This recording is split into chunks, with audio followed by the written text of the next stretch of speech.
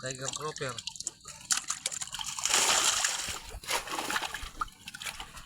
Oh, lalaki oh. Sarap, pasok ba? Good day mga kapisda. Sa araw na ito mga kapisda ay magpapakain ako ng aking bangus. Yung mga fingerlings ng bangus na kinuha namin sa fish pond. Saka inilipat na namin dito sa fish cages. So update ko kung gaano na sila ka-kondisyon. Ito yung pagkain, yung crumble. At saka hinahaluan ko pa ng powder. Kasi may mga maliliit pa. Ito yung powder, yung pulbo. Ano. So meron pa maliliit na 1 inch. Saka 2 inches. Kaya kailangang powder pa yung pakain doon sa iba. Rumble pa kasi mga kapisda, hindi ko pa na selector.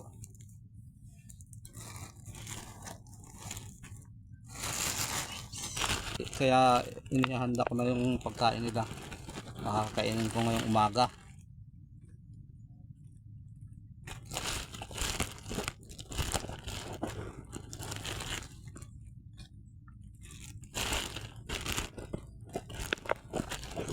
Hindi may namuo na sa mga powder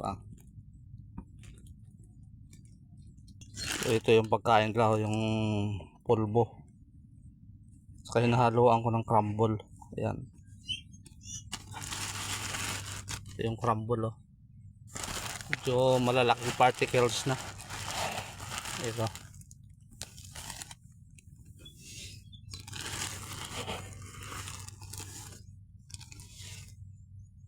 Ito naman yung powder.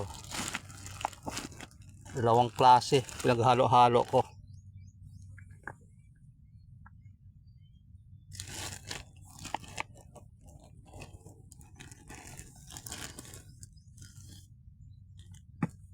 Medyo may namuo na nga sa powder oh.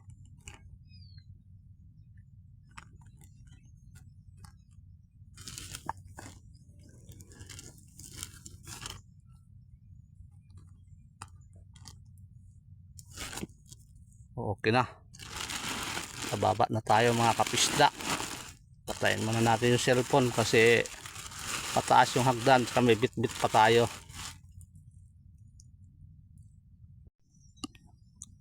So ito yung ating mga fingerlings ng bangus sa floating cage. Bali 4 na lambat. Yung last.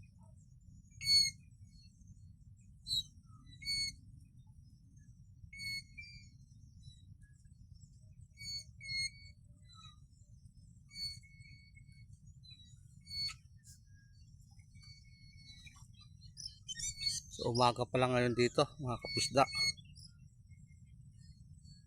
Unang pakain natin yung sa araw na ito. Kasi 4 na beses pakainin yung bangus sa loob na isang araw. 4 hanggang 5.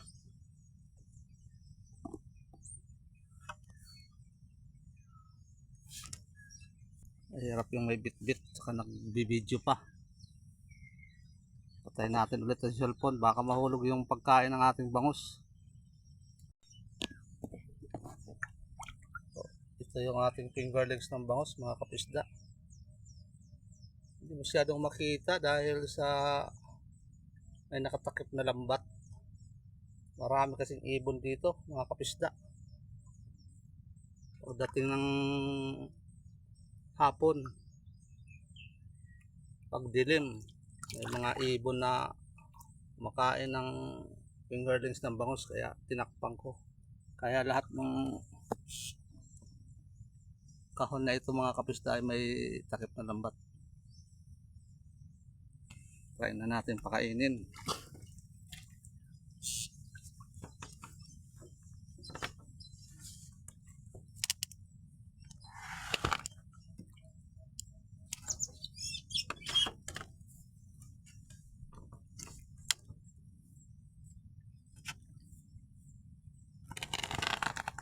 Dito ako nagpapakain sa gitna.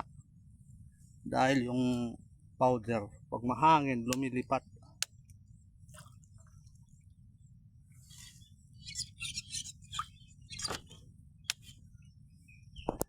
Timukuan ko yung kawayan na tinutungtungan natin. Iingay na.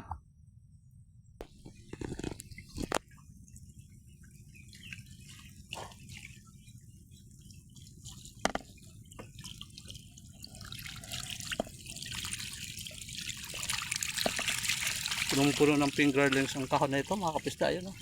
Tingnan nyo. Iikot ko yung camera.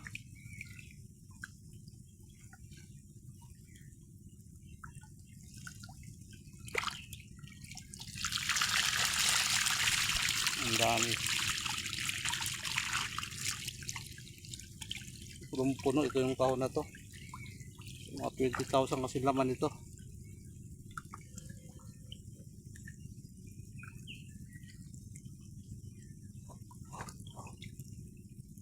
Maliliit pa yung iba, oh. Sinisip-sip lang nila yung powder. Nakabuka yung mga bunganga.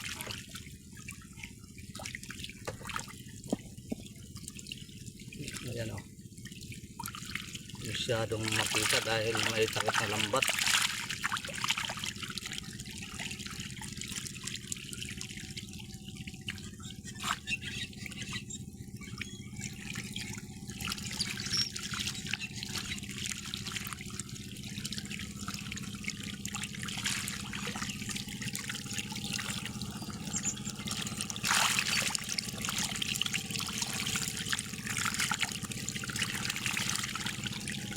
Dami na, meron ng mga good size. Pwede nang iselektor. Karamihan pa 2 inches. So, meron pang 1 inch. Meron na ring 3 to 5 inches. Ang bangos kasi kahit sabay mong i-load sa fish pan, hindi naman sila sabay-sabay sa paglaki. Meron pa rin nahuhuli at saka meron nauunang lumaki.